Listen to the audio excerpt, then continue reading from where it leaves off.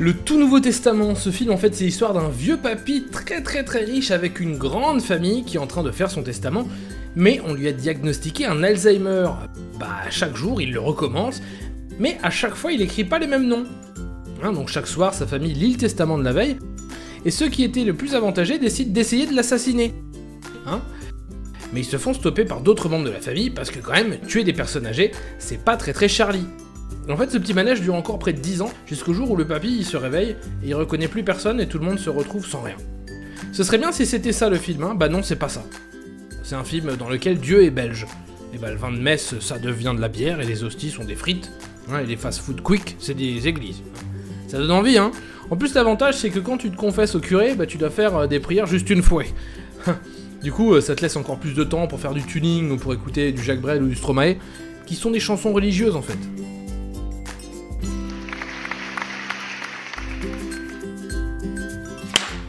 Youth, ce film c'est un biopic sur Michael Youn, toute sa vie, tous ses délires, toutes ses folies sur le Morning Live, et toute la bande, Vincent Dezania, Benjamin Morgan et tout ça.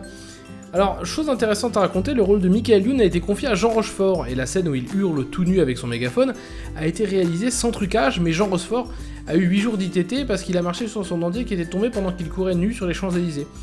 Du coup, la scène a quand même été refaite en 3D et des infographistes experts ont dû refaire la motion capture de la fesse de Jean Rochefort, de la fesse droite pour être précis, pour enlever un peu des rides, tout ça. Je crois, si je dis pas de bêtises, qu'ils ont utilisé la même technologie que dans Avatar, mais pour la fesse de Jean Rochefort. D'ailleurs, à un moment, il twerk de ouf, rien à envier à Nicki Minaj. Rien que pour voir Jean Rochefort twerker nu sur Foot à cagoule, ce film vaut la peine d'être vu. Ah oui. L'interprétation est nickel et Jean Rochefort sera certainement nominé au César pour ce film. Par contre, j'ai pas compris pourquoi, mais ils ont fait une erreur au titre. Et les gens qui ont fait le film Youth, c'est Youn, comme Michael Youn, c'est pas Youth. Enfin, je sais pas, je pense qu'ils avaient pas les droits. C'est vraiment des bolosses, les mecs qui font du cinéma de toute façon. Much Loved. Dromaille Enquête vous est présenté par Bernard de la Villard d'aujourd'hui.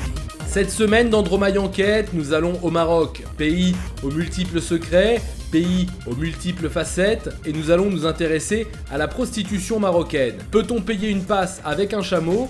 Est-ce que le sable qui rentre dans le cul quand on baise, ça n'est pas trop douloureux ? Doit-on d'ailleurs baiser en direction de la Mecque pour avoir une réduction tarifaire ? Est-ce que la prostitution en elle-même est halal ? Nous ferons la rencontre de plusieurs clients, notamment le témoignage d'Aziz, qui n'avait pas reconnu sa cousine sous son voile, ou encore celle de Mohamed, proxénète, qui vit d'amour et d'eau fraîche. La prostitution marocaine vaut-elle son pesant de moukrène ? Une enquête exclusive de Laurent Delahousse de Couette et d'Emmanuel Chien. Ouah putain, mais ça donne trop envie de le voir là, Much Loved. Quoi, t'as pas envie ? En plus, on a de la chance parce que ça a créé une polémique et tout, Allez, viens le voir au ciné avec moi, quoi. Vas-y, fais pas ta pute.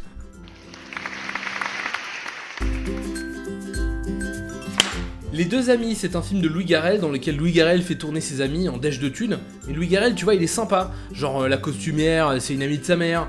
La maquilleuse, c'est une amie de son oncle. Le producteur, c'est un ami à lui. Par contre, le scénario du film, l'ami qui devait l'écrire, il est pas venu. Donc c'est un peu comme un film de vacances de Louis Garrel. Tu veux le pitch ? Ok. Clément, figurant de cinéma, est fou amoureux de Mona, vendeuse dans une sandwicherie de la gare du Nord. Ouais, parce que il y a la gare de l'Est aussi. Mais Mona a un secret qui la rend insaisissable. Bon, on est d'accord, gros film de merde. Par contre, les spectateurs dans la salle, c'est pas ses amis. Du coup, ils se font chier devant un film qui dure 2 heures et en plus, ils vont payer. En fait, le film s'appelle Les Deux Amis parce que s'il avait appelé son film Clément et Mona, on aurait trop dit un titre de dessin animé sur Gulli, tu sais, genre vers 17h15. Un chat détective et une petite souris procureur de la République ou je sais pas quoi, wesh. Les Deux Amis, ça s'appelle aussi comme ça parce que quand Louis Garrel a annoncé qu'il allait faire un film sur Facebook, il a eu juste 2 amis qui ont liké son statut.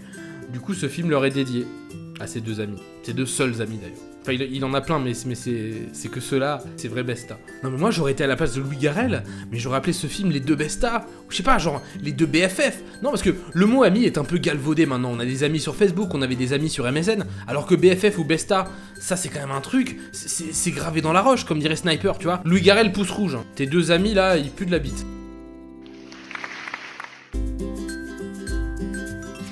Everest.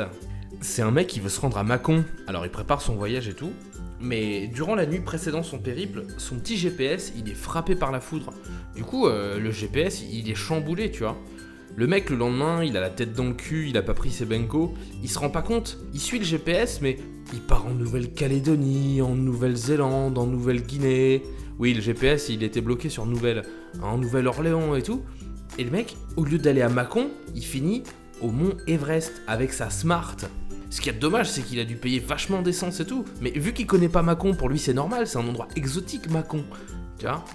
Il sera bien emmerdé pour revenir, hein. Surtout les péages au niveau de l'A3, au niveau de Bombay, là, c'est vachement cher.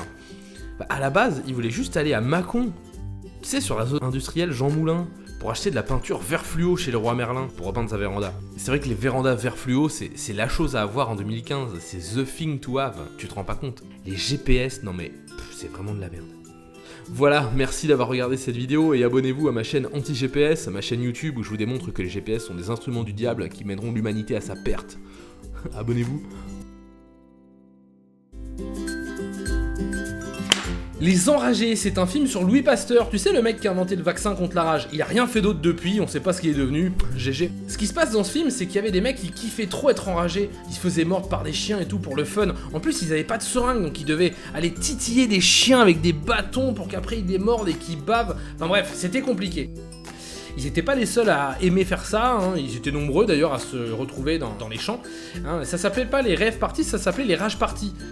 Et quand Pasteur il s'est ramené avec son vaccin, bah les mecs ils étaient en bad parce que ils allaient plus pouvoir se droguer, hein, avec de la bave de chien. Bah, du coup ils étaient vénères contre Pasteur. Ce qu'ils ont fait c'est qu'ils lui ont maravé sa race et ils l'ont forcé à écouter des chansons de Julien Doré. Mais Pasteur c'est un vrai bonhomme, il leur a fait des prises de kung-fu, de judo, de krav maga. Et les mecs qui sont enragés, ils étaient morts quoi. Parce qu'ils se sont étouffés avec leur bave. Tu sais comme Jim Morrison en 1971.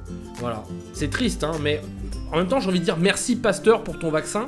Parce que moi maintenant, quand je vois un chien, je me dis pas s'il est enragé ou non. Je me demande, est-ce que je vais le manger ? Oui, j'ai des origines asiatiques. Si cette vidéo t'a plu, alors abonne-toi à la chaîne de Dafouk.